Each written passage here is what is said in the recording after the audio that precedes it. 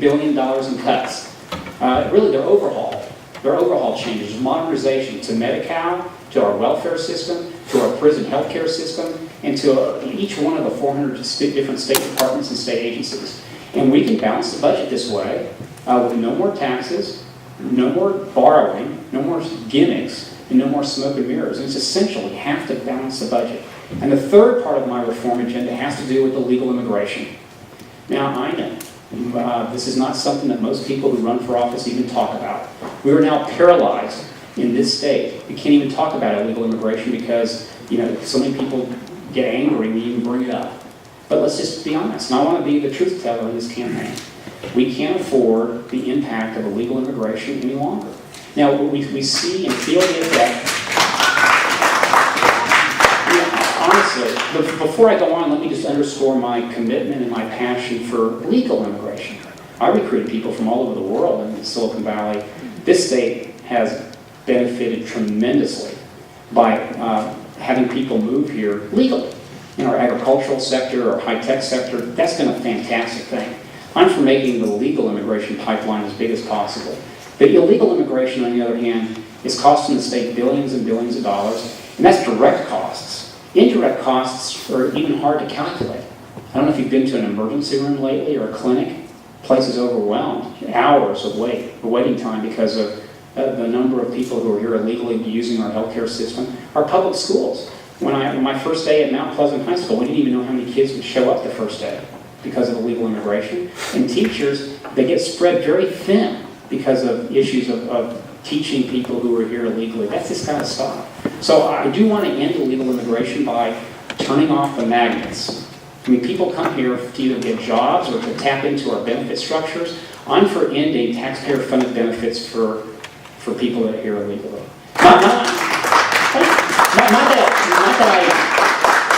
Not that I don't appreciate, and I do very much, legal immigrants. They're just godsend to this state. But we need to turn the incentives off so people don't come here illegally in the first place. I also want better border security. We also have to enforce the rules on employers. If employers hire people here illegally, then as governor, I'm going to be tough, and I'm going to revoke their business license. People need to follow the rules here so that we end the problems with illegal immigration. Okay, finally, and then we'll get on to some questions here. Well, we know that we're in quite a jam. This is the worst economic meltdown since the Great Depression. Maybe it's the worst disaster crisis that the state's ever had in 160 years. So people ask me all the time, why on earth would you want to be governor in a situation like this? And honestly, this couldn't be a better time. And sometimes it takes a crisis really to focus people, to galvanize people on putting together a coalition to get at some of these structural problems once and for all.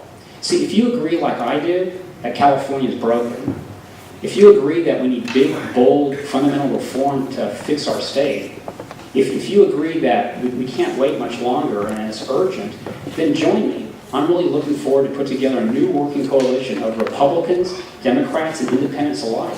We need to take our state back. And working together, we can and we will get this great state back on track. Thank you all very much for the opportunity.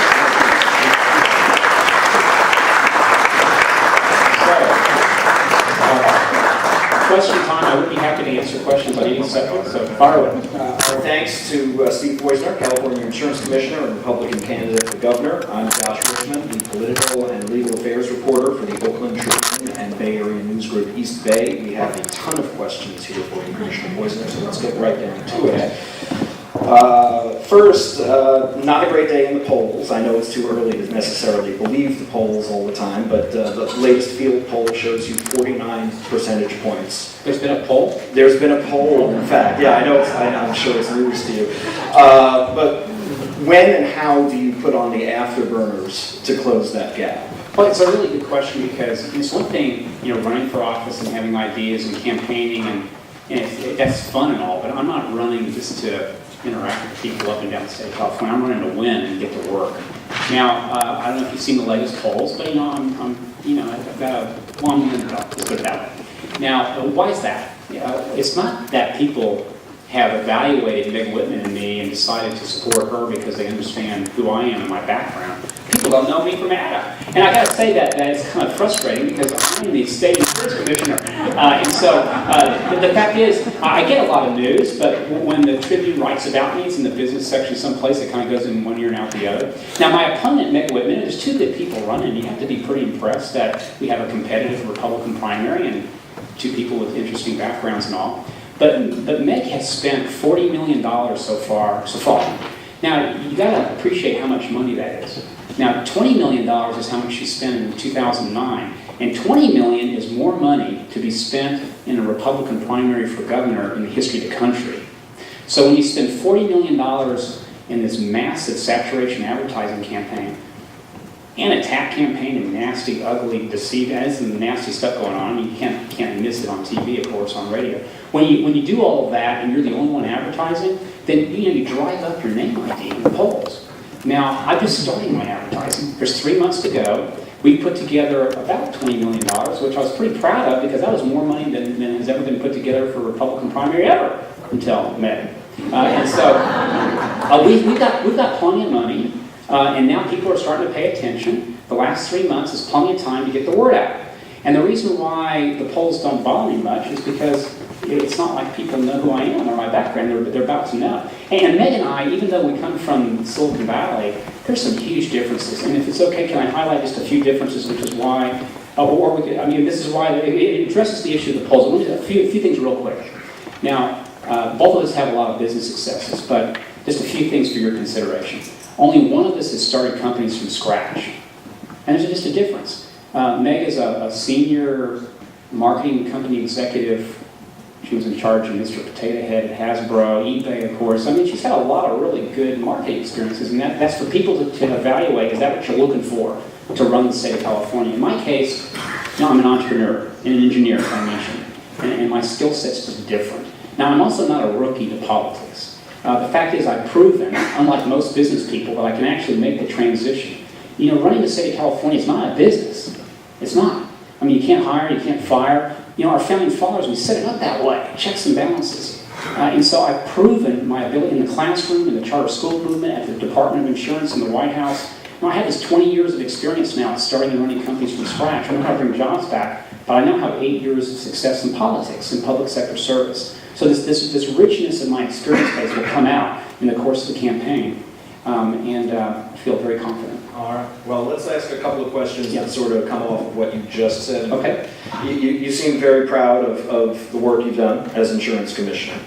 Why then did you choose to have businessman as your ballot designation in the ballot pamphlet? Would an insurance commissioner be a little more current? Well, it turns out that insurance commissioner, when I first got there, I thought and talked to my team, can't we come up with a better name? I mean, commissioner, is there an insurance commission? Well, no. Am I a commissioner like the police commissioner on TV? Well, no. And so unfortunately, when you see insurance commissioner, people just don't know what it is. Do you come from the insurance industry? Do you represent the insurance company? Well, no. And so insurance commissioner just requires too much explanation. So I decided, what would be better? One of the key problems in the state of California is jobs.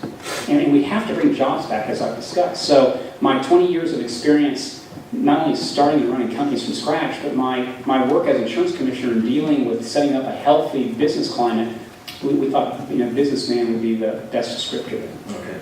You talked a little bit about the money you've raised and the large amount of money that your competitor has given to her campaign. But you're actually number 2 on the top 10 list of top individual donors to causes and campaigns in the last decade. So is this perhaps, is it a little bit of the pot calling the kettle black? You've run up against somebody with a deeper pocket than yours in this one. Oh my God. And is it possible for somebody without those means to run for governor? Right, it's tough. And it shouldn't be that way, too. It's a shame. You either have to really sell yourself to a special interest group or you have to be wealthy, and the state's so massive. I'm not complaining about how much money she's spending. I do think some of the spending is going to backfire on her. I mean, I do think it's so huge, the amount of money she's spending, that in the middle of this recession when people are struggling to make their mortgage payments and we have a $20 billion budget deficit, I think some people are going to find it pretty distasteful, especially the millions she's spending on sort of negative, nasty part of the campaign. So I was just going back to your first question. I was just explaining why the polls are the way they are. And it would take, a lot of money on my part